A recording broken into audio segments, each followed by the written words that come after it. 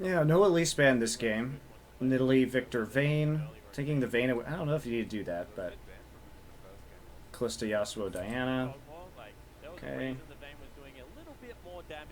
Grog is picked here for Swift again, even though he has the option of taking the Elise. TBQ is a big-time Lee Sin player, for those of you who don't know. But he's not going to pick it just yet. Lulu first 2 games in a row. Oh, right, we're going to see the Fiora. So just to clarify, we're on 5:15. Yep. So Fiora is kind of a good champion at the moment. This is the Fiora rework. This is something that we have been incredibly vocal about. I think Fiora's quite good, actually, right now. Because her ultimate, you don't even have to kill someone. You just throw it on the person about to die, and you have a zone where the team can no longer fight you. And the LPL is all about zones. Like, as far as, like, it is a monsoon, but, like, better. This is another team composition, though, that is... Alright. Okay, idiots. You start spamming, you get banned forever, remember? Remember the rules of my channel? You don't get banned for 10 minutes, you get banned forever. Alright, I'll change the title for you guys. They're like, Godby, get on the Lulu, get your control mage, Acorn, we need a second threat. You're up. He's like, I can't play right, it's like, you're up. Notice the summoner spells this time around. I believe there is an ignite in the mid lane. Godby wants some blood here. Let's go through the matchups though. Acorn busting out Fiora here. Hitting phase, you can use that parry denial. All of them Have to kill someone. Really and great. There's too surprised to see Rex side. So let's talk about the rest of this, actually. Oh my god! Fiora Lee Sin. I said that with confidence. Well, that's great. That's really and great. there's a Zir for Doinby. So okay. We're on 5:15. Yep. So...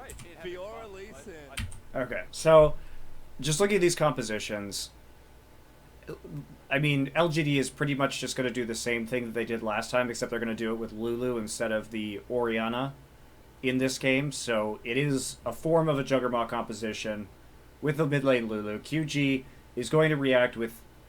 I think the Janna pick here is a little weird, actually. Especially when they take Sivir. Trying to think what they might be thinking, like Janna Sivir. Why would you do that? Because at a certain point, you look at this, you're like, well, why not just go more engage? The Braum is there, but what exactly are you peeling for here? Sivir's going to be in the front line anyway, and Azir can peel for himself, and you already have the Gragas. I would have rather have seen like Jinx or like Jinx here, like we saw from CLG. I think that Jinx would have been really good. The Sivir is odd, and it's especially odd because it's been nerfed on this patch, so it's not as good as it used to be for sure. Moves out with another carry champion. He played Rise in the playoffs, was looking good, was able to be a carry threat for his team. And this time he's gone a step further, I have to say. We've shifted patches right before the final finishes. And who shows up in game number 2 than Fiora on Acorn, of all people? Acorn on Fiora? Fiora on Acorn? I don't mind which way it is right now. But the duelist, the grand duelist, takes her way on the rim with an AG new haircut as well. So the nice thing about Fiora right now, and we'll see how she does, we'll talk about how she does in the competitive scene, but, I mean, the heals that she has a lot of sustain in the laning phase now, just because hitting those vitals and resetting that does give you those heals from her passive. And, oops, I'm gonna fix the camera.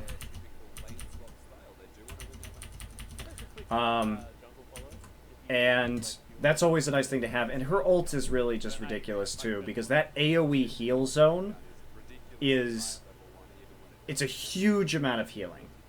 It's really, really, really huge. I mean, even without the bonus AD, it's like nearly 600. It's like 560, I think, healing over 5 seconds. That's a lot of HP when you think about late game team fights that are going to have some tankiness there as well. So it's an interesting champion. LGD with a bit more aggression on their side as far as the draft goes. Might feel confident here. And we're gonna get the 1v1. I have no idea how Fiora does in lane against Maokai. There haven't been enough really. And their Sivir, then they're going to go bottom lane and try and shove it out as fast as possible. That's really hard to do against Braum because he gets 2 free creeps at the start of the game. I don't think we're going to get a real sense of how she operates in the professional scene until more teams decide to play her. I think there's a possibility that we'll see it in the finals, especially because of the type of player that Someday is. He definitely might pull out the Fiora against SK Telecom. Not sure if they wanted or expected a 2v2, but they locked it in so far, so you have to think they're more than happy with the situation. I like how the dynamic changed though between the two. PYL took a lot of damage, has the relic shield, but immediately level 2, so the experience was given to the range. But yeah, with her sustained, she's probably just going to wreck most lanes. Things looking real good in terms of their strength. It's really nice that you have such a reliable heal like that. And the move speed buff too, so you can keep trading if they walk too far forward. You can see the shield out there as well onto TNT.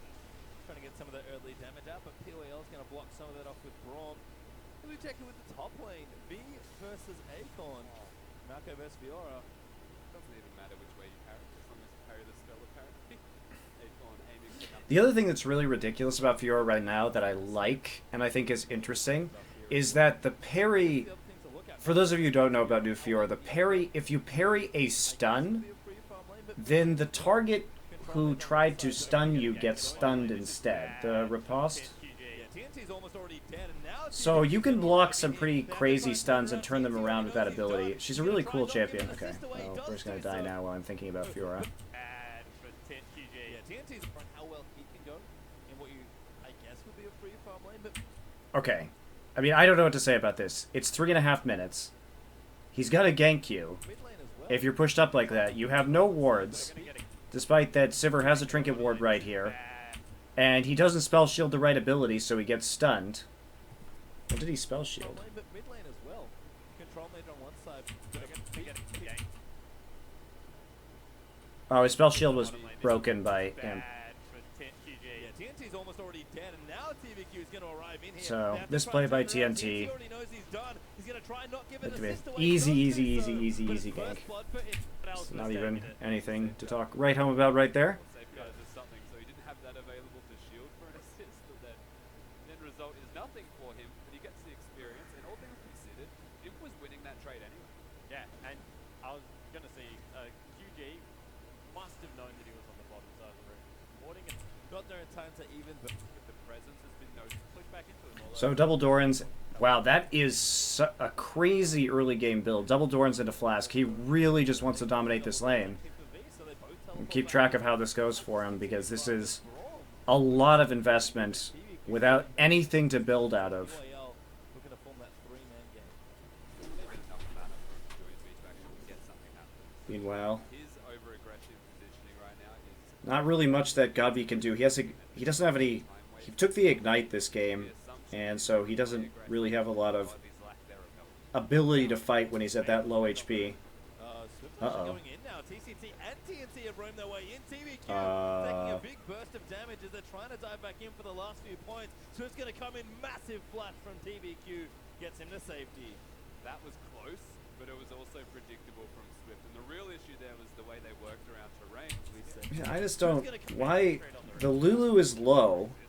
So what is the goal here? This is what I don't understand from LGD.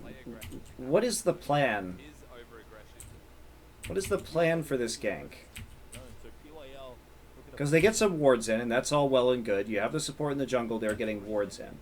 But Godby is at 300 HP. Doanby doesn't have mana. Joy's Beach to actually get something happen. So his PYL showed right there too. He showed. They know he's there.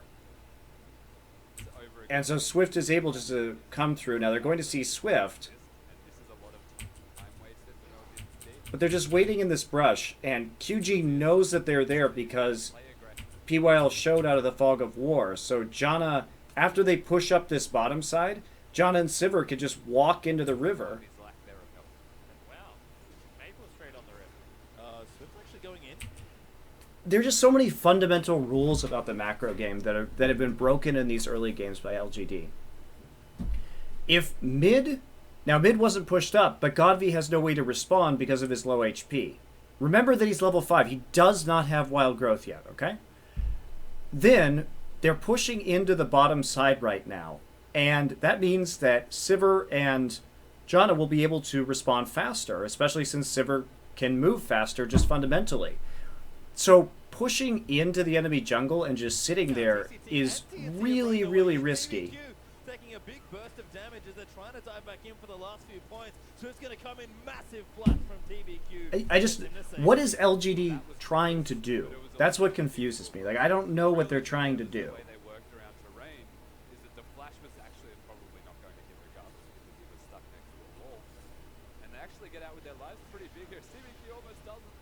Obviously, W, he'll be safe. As you do noted, Cogmore got that early first blood, but he's gone for Vampiric and a longsword there. So now they have to back off, but they lose the pressure out of the mid lane.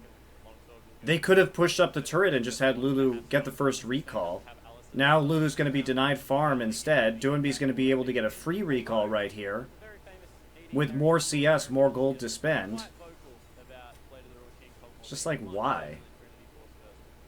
You used to still get both of them, so you end up in the same spike at 2 items, but it just depends how you get there. TNT's also got double Doran, so it's aggression across the rift here.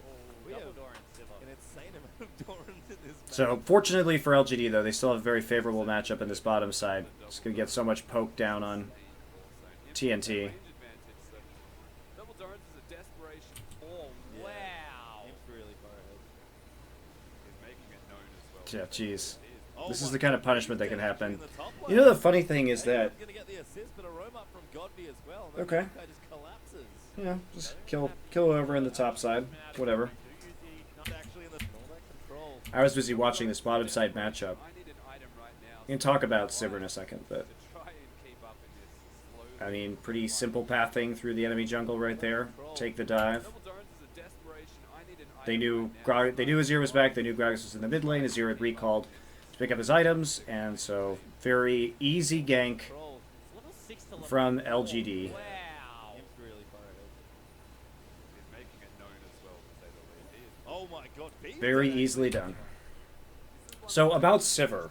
What's interesting to me about the Sivir nerfs is that because of Kog'Maw's rise in the meta and champions like Lucian, especially in Korea where we saw a lot of Sivir just getting absolutely destroyed in the laning phase, they just nerfed Sivir's ultimate, and now she's just shit. Like, she was already naturally falling out of the meta, even with her ult the way it was. Okay, this is not me, guys, by the way. This is just the VOD is messed up. We're probably going to lose like a minute of this game. Hopefully nobody dies. Nobody dies.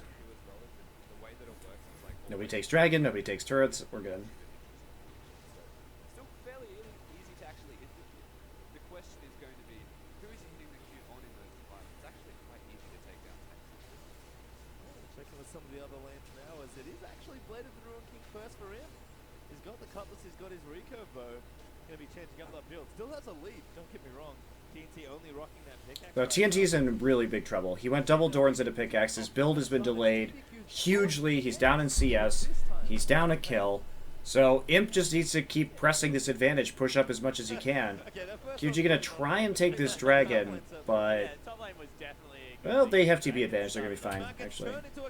Oh wait, maybe not. Definitely good news story for them, and they must know what's going on here from LGD's lineup. Bottom lane is back away completely. Oh, you can see Doinby trying to keep them out, gets turned into a cupcake. TVQ going to ride his way in. The dragon's dead, and the barrier will just keep him up. And you could see Godby was like, he's got a blue buff.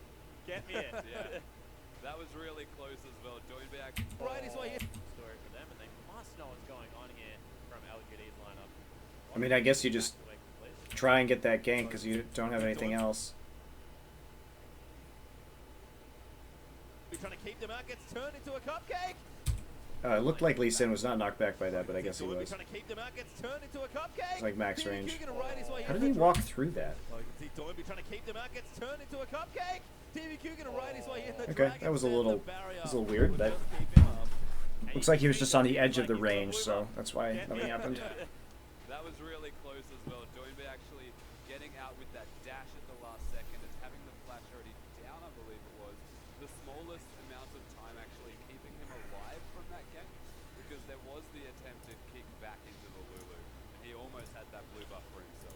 Okay. TVQ Well, was a little bit out of range there. Otherwise, you would have expected the immediate wild growth to go far.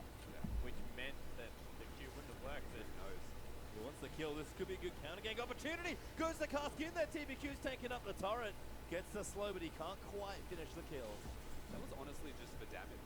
That felt like it was just completely to put down damage and prevent TBQ from getting a gank off in the near future. So Fiora probably just going to go for Tiamat in the top side, so at least she has some better wave clear. I'm just really curious where they go with this Fiora.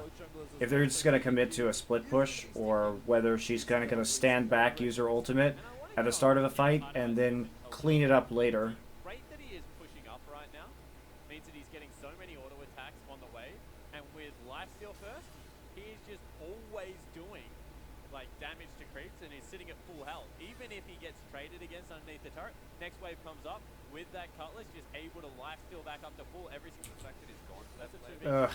This game is not very exciting yet. To an actual snowball of the game. Okay, they lose the first turret. Now the question is, what next? The big question about this game is, where does Fiora go? Because it's going to be a frozen hard start.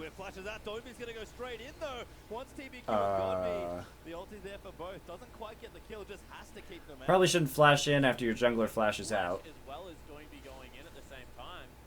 That's a bit of a split call right there. So yeah, it's all about where this Fiora goes, because right now they're just committing to having Fiora in the 1v1. That's what they want to do. They want to push up on the bottom side instead of swapping out and continuously taking objectives. Now, V was able to itemize into armor this game, so that does limit LGD's options just a little bit more, because they can't just swap up there and then have a nice advantage when it comes to attack damage versus magic resist or something like that.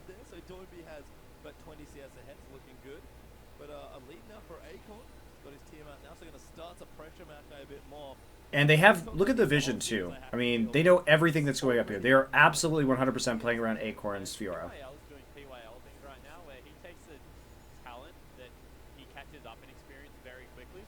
And this isn't risky because they know exactly where Swift is, so he can walk into the jungle by himself relatively safely. They also know that Azir has now recalled.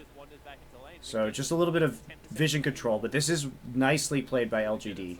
They have everything warded. They have the brush warded. They have all the entrances they could possibly get, so Acorn can continue to do this safely. Now, V's holding up okay. He's actually not dropping too far behind. I wish we could see what the top tower HP was. My god, TNT went for the Avarice Blade after pickaxe. He is so screwed. He's basically never going to do damage now for the next 30 minutes. He's always going to be playing very far behind. So now they decide to switch it, which is intriguing, because of course you want that turret, but at the same time you run the risk of having TNT get into a preferable situation unless you really play the bottom side of the map hard and try and invade that jungle so that Sivir is scared to push forward.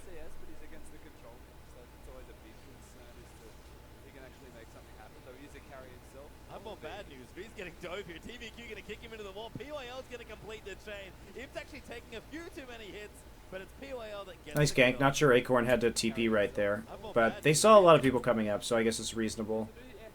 I mean, the start of this, they saw, if you look at this, they see Azir over the wall, because if, take a look at their warding. So they have some nice wards. They see Azir go into the Raptor pit right there, and then they see Janna. Now, they don't know where Sivir is, so it's better just to commit to this so they can zone people out with the Fiora.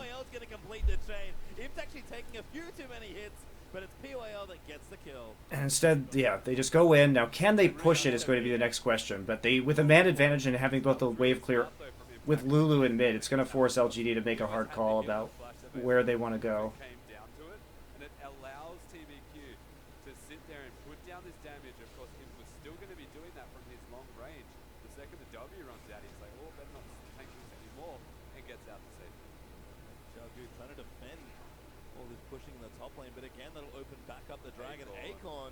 Leaves immediately.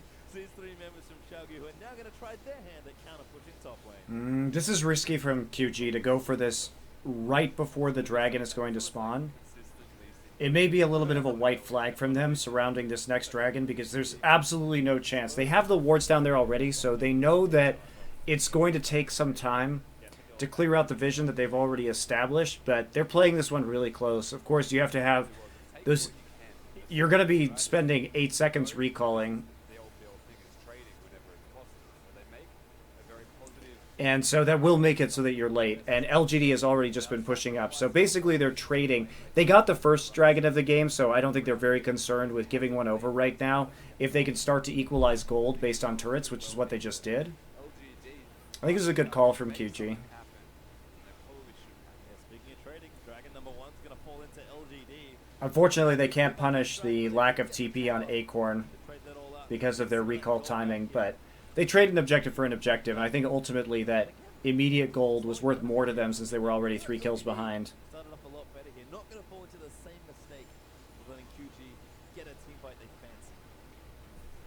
The one thing we said LGD should look to do in this second game, because this is where they found strength from game 1. Actually finishing the Hydra on a Fiora.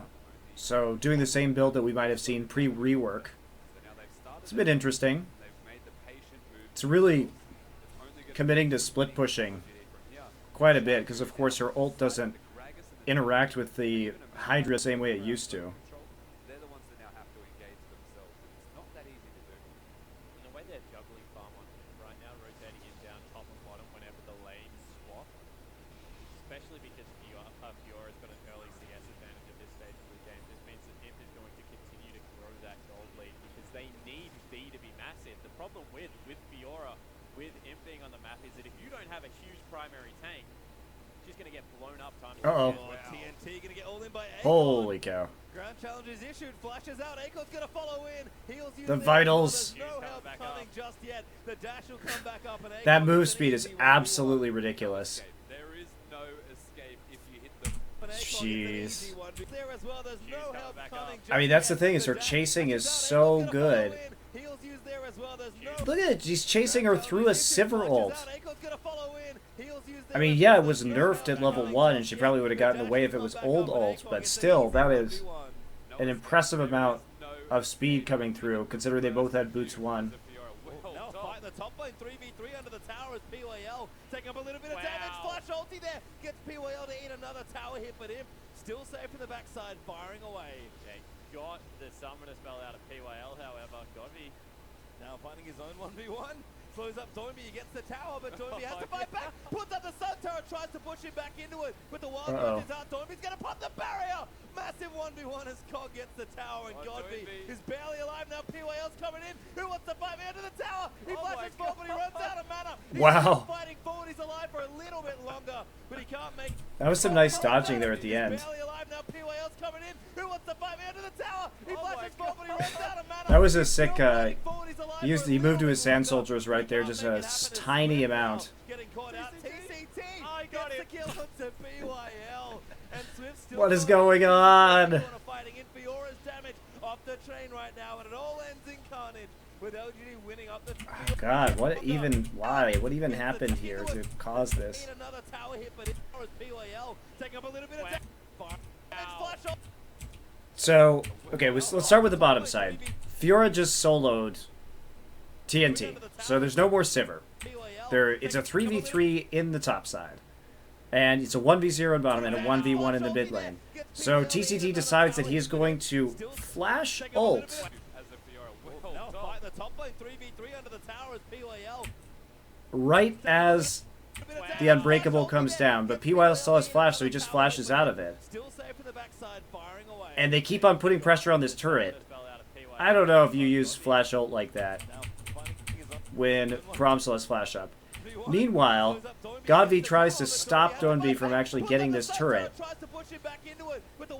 Barrier. He's gonna pop the barrier. Massive 1v1 as Cog gets the tower, and Godby is barely alive now. PYL has the Unbreakable, actually. TBQ, if he hits that Q, it's over. But he misses it. And then the Winter's Bite is actually dodged. Doinby micros that pretty well. He's still fighting. And they get him eventually.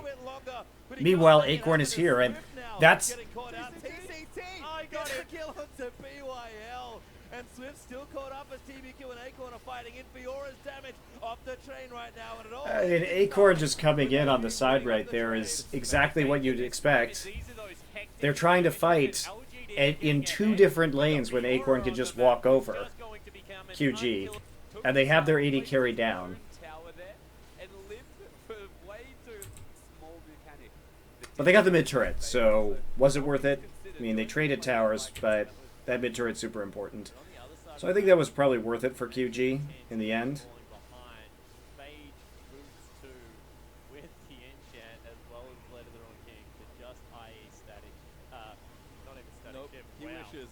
Just an average blade. It's doing too much. Oh, they're going to go in for the blue. Who got it? I think it was Swift. So it does keep it on his team, but doesn't get it on the... Alright, where's the epic Baron fight that's about to happen? We're going to try and get a blue buff back. I trust the Baron fight will occur. It was going to be another contested blue buff, so may as well give it to your coming team. in. Oh, Chagu just Oh, try and line it up. I didn't mean to do that. Blue buff back. Okay. Another smite there. Why not? It was going to be another contested blue buff. They have the wards. Blank coming in. Imp is flanking them. I mean, he has his summoners, so I guess he can sort of pull that off if he's using the Bioarcane Barrage. Gonna walk back through the wall, gets pushed out there as Akon can't get back just through him. disengage. He's firing from the backline, whimsied up, but he can't quite find the damage. Look at that Sivir. Look at that Boomerang Blade damage. He's firing from the backline, whimsied up, but he can't quite find the damage. Chagu disengaged. Even though there's a shield doing almost nothing. They tried real Yikes. hard. So, let's hit on team comps one more time. Chagu never have to fight when they don't want to. Got the Q out of Fiora, and you can see Akon can just continue to dive into people. Imp is just absolutely taking over this game at this point. He has an early Alacrity enchantment, just so he can position better in these fights and continue to do crazy shenanigans like that. That's the power of Kog'Maw Braum right there, by the way. Sari just procs that immediately. Doinb has no mana. This is what I love about watching Imp play. He knows his limits so well. Like, it's not even really a risk what he's doing right here. Because if you think about how much information he's able to keep in his head, he saw Doinb use that ult at the choke point, so he's not worried about that. He has 2 summoner spells up right now. He has Braum and Lulu here to protect him, right? PYL's going to hit a very nice Winter's Bite, right? Hits it onto... And Ib says, okay, there's no mana here. There's no Sivir ult. Maokai can't walk up to me right now because TBQ can just come in onto me or I will get wild growth. So it doesn't matter if Maokai Twisted advances onto me. I can just walk forward and proc this stun right now. He's just fearless. And he has no reason to be afraid. That's just really good decision making and a confidence in his team to be able to hit that. This is proper Juggernaut play right here. This is how you play Juggernaut. You do crazy shit like that with Kog'Maw because you can be saved. And that's one of the reasons you really, if you're playing Juggernaut right, you really have to be hyper aware of all of the enemy team's cooldowns and when they can engage and just how far you can push the Kog'Maw positioning. Because that's what gets you objectives like this in the end. Create some space here on the map. Drag it up in 20 seconds. Baron up right now. LGD have plenty of the... Gonna take this outer turret. Break open the mid. I mean, the only thing they could do there is cask him out, but he has summoners. If he gets hit by cask, he's still getting back to Lulu wild growth range. There's nothing. Yeah, maybe it'd be worth it just to get his summoner spells out, but he's not gonna die. They're still getting that gold lead, creeping further and further up. About 3,000 gold ahead. Gonna look to keep His teammates can save him. LGD, as you said, snowball rolling. I don't think there's a way for Chagu to really want to contest this one. They're running a disengaged comp, and ideally, this is the spot where Chagu should engage. It's because LGD have to come at them, and that's the strength of their team comp, is they can go In any case, easy dragon for LGD. Doing a much better job of snowballing this. They're actually going to TP in for this? To actually set up for the dragon is difficult. Ooh, he's actually porting. They might try and fight here. Doinb's on a deep. So, let's look at the setup for this fight before we see how it's going to go. This is what you have. So there's a TP right here. Now, Acorn's on the flank. It looks like maybe they might be able to get some good attacks in here. And finally, Sivir has the Infinity Edge, so maybe this Sivir can actually do something in this team fight, right? So that's probably what they're thinking going into this. But Doinby on the side, Set up for the if we just look at the setup, Doinby is already in this choke point. And with Acorn on the side, you really don't want to get into this crazy 1v1 on the flank here. Because Acorn is just going to do... He just takes him out. Glitter Lance and that auto just takes him down to 50% HP. Meanwhile, Imp is still in the pit, playing behind PYL. And they're going to try and isolate TBQ, right? But Wild Growth on him makes it really easy to get that big knockup. And there's just no threat onto Kog'Maw. TCT will come get the exhaust onto him.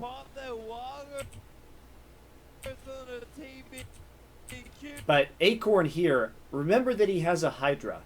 And there's no focus. Finally, they get a knock-up onto him, but Acorn is basically just walking in here doing free damage. Now, they ult. Swift is going to ult Imp in here. That's actually probably one of the worst things he could have done. Because at least TCT was out here dealing damage to him. Now he has all of his buddies here with him, and he can just kite out of this team fight if he wants to.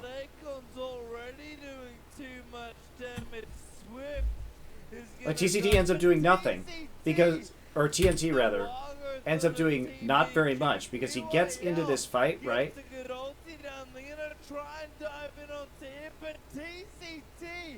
And also that Monsoon. It's fucking terrible. Did the Monsoon? Oh, it was the Monsoon that knocked him in, not the Gragas ultimate. Okay. Well, as soon as you use the Monsoon and the Gragas ult, there's no getting Acorn out of your shit any longer. So he can just walk around like this.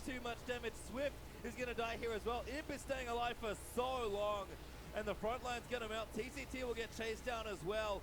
V will barely live. TCT will die, and that's yeah, he just gets chased down by Acorn. And I mean, Acorn was left just completely unmolested in that fight. Nobody even tried to kill him. How are you supposed to activate it? Throw it on the lowest health member. Get the huge reset. Acorn just put 3 half-health members back to full health in that fight.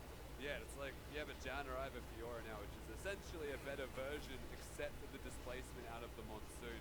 He just picked on Doinby in that fight. They made sure that Doinby goes down. Doinby's in a really intense battle. It's hard to play against Juggernaut when you're doing this though, because if you have a damage dealer like Rumble or Fiora, Red wins. they sometimes just are able to not absorb any cooldowns because everybody's so focused on how much the Kog'Maw is doing. Doinby, you mentioned, had the protocol, just didn't use it. And now they're just immensely far behind. Kog'Maw, Braum, so insanely strong together. Difference between game 1 and 2. That would have taken Imp 5 minutes game 1 to kill Swift. This time around, however, nice and fed 4-0-4, able to delete Swift off the map. And it's causing problems for Xiaogu, who are trying to defend. We talk about them playing from behind. Might be a little too far behind right now. 7,000 gold down at this current stage. Down to Dragon here as well. I think they're only getting worse as Acorn having a fun old time split pushing bottom lane. And look at the ward coverage on the bottom. Acorn's just insanely far ahead. Nobody's going to stop him at this point. Bloodthirster next. Oh, jeez. Doesn't have armor penetration, but V's in a really tough situation right now where he actually does have... Somebody has to get Aegis on this team or some form of magic resist, because Lulu and Kog'Maw are both putting out so much magic damage right now, and no one's even gotten anything close to an Aegis. Swift doesn't have a Sight Stone again. They don't have the vision control. We saw what the ultimate brings to the team fight, but what else is Acorn looking to bring to this side? So all he wants is enough life steal so that when he chases either Doinby or TNT, Essence Reaver, dead. Never mind. That I'm just going to go for... basically, from this point forward, LGD only has to just play with vision around the Baron and send Acorn in a lane, because he can kill whomever he wants, really. People, when you chase them down, it's similar to the Gnar that builds damage in that respect, like a mini Gnar needs to keep up with you.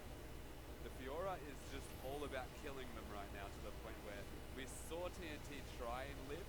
He wasn't even turning around to auto attack, he was just dying. Yeah. Running away. I agree with that. Yeah. So the split push, LGD definitely having the right call here. You can see they just control the enemy jungle, go get the tier 2, while putting pressure on the bottom tier 2. No TP, they have TP advantage. They have perfect, not perfect, but very good ward control over this area, and there's really nothing they can do. They just fall back, just try and bait it out again. This is how you close a game right now. This is what they're currently doing. Imp just keeps pushing forward. There's nobody who can stop him. He's got the Lulu shields there to siege the turret into speed. Okay, maybe you shouldn't flash for that one, buddy. That was kind of a waste of summoners. He traded heal and flash for a barrier. The damage he just put down the back. Wow. That was a lot of damage. And now Acorn's 1v1 in the tank. B gets towered over, lucky to be alive. Still, though, they're able to push him off, so I guess it was worth it in the end. Xiaogu have very few good options left. TBQ do it. You're right there, man. Imp with that whimsy is so ridiculous. Oh, look at him. He's so forward. He just doesn't care. He knows he's safe. Ah, This is man. Imp is so good. Everyone is Acorn. Dives in there, pops a repulse. Grand challenges Swift, but he's going to get knocked back out here. QG might have a mistake to capitalize on. Acorn still not Holy dead. shit. Does get the first kill. PYL now going to jump in and save him as Swift is bleeding. And we'll get sniped out. I by would Godby. not He's have thought chasing you down could do Hill that with by Fiora. next, and it's going to keep chasing down. That's 3 dead already. Acorn through. PY dives in. Are you serious? That actually ended up being really good. Surprisingly. I mean, sure, they're incredibly far in the lead, which is the only reason you can do it, but even then I didn't think you'd be able to pull this shit off. This is the problem when He waits until he moves his sand soldiers so that he can't get the damage down with his sand soldiers, and his only choice is to like go over the base wall. That was really well done. you get Lulu cocked, everyone is Acorn. He also blocked. He looked like he blocked the body He slam. knows he's safe. This is the problem when you get Lulu cocked. Yeah, Everyone he used is riposte on the body Acorn. slam, Dives in. and Godvian just responds immediately. But he's gonna get knocked back out here. That's QG fucking hilarious. Might have a mistake to capitalize on. Acorn still not That was so worth it. It was really well done by LGD. PYL now gonna jump in and save him as Swift is bleeding. And we'll get sniped out by God. Like, Acorn did his job right there. If he could do that much damage so his team can just come up and take down the turret then and the inhibitor, then good. Perfect. Is this the reality? Couldn't have done that without a 10k gold lead, but it's funny that he knew the limits of the champions so well. He doesn't... Wait, he went Essence Reaver? He's going for like a max cooldown reduction style of build. Has the makings of the next. Is that even good on Fiora? I don't even know. I'm gonna have to do the math on that item. I'll do that later. What the what? Cooldown reduction and be tanky with all the lifesteal in the world and just be able to shred people. Yeah, and he had none of that armor before. I have no idea if that's good or not, guys. I have no idea. I don't think it is. I think it's terrible. But I will do the math later just to be sure. Even better. I think it's totally terrible. That will come out of that is absurd. We'll see. We'll see. Team's real jealous right now. I'm curious about that. So the Heat went over Maybe it's good. 5 members. I'm gonna take a look at that. I'm not overly familiar with Fiora's new kit in terms of the numbers yet. Yeah, that was. So perhaps And a lot of panicking at that it. is a good pickup. As LGD find themselves in a very strong position. Obviously, the more CDR you have, the better off you're going to be on Fiora. So that does make sense. LGD so To a- far ahead to a certain now, degree. 10,000 plus gold ahead. Dragon number 3 is going to roll around, and Baramba has been left very lonely all game long because LGD do not need it. You know the best But yes, I am curious about that. we were looking at it earlier, and I said it's like Lee syndrome, but even worse. Yeah, he got it. And then that Yeah. happened. Yeah. So it's like Lee Sin and Fiora on the one team. You're expecting unparalleled aggression if a single spell connects. Pretty much what we saw. I don't think It's not the gonna first change. spell connected actually. I think Acorn was like, yep, going in. Oh, TCT caught out. Goodbye. Im's going to get the kill. The port's coming down now. Is LGD going to keep running in? Doimby gets caught up in the ulti, but he might have I actually mean, got we're the basically knockdown. just looking at this game being over right now. Two rolling and LG did a good job of closing this. After some of those mistakes in the early game, remember the last series we were watching where CLG didn't commit to the split pushing besides having the split pushing advantage? You can see how proper closure should be in this game, where you play to your team's strengths. You don't let them get back in the game by out-rotating you and grouping on the map when you can just constantly put the pressure down if you have a huge Fiora in the game. Just like they had a huge huge Gnar and a huge Yasuo. What a different performance out of the jungler of LGD. Game 1 looked all out of sorts. This game, much more team. Yeah, it's really nicely done by LGD. Equalize in game 2, now 1-1. Very nice. Very nice ending to that game. This is pretty straightforward. I am curious about that Essence Reaver, though.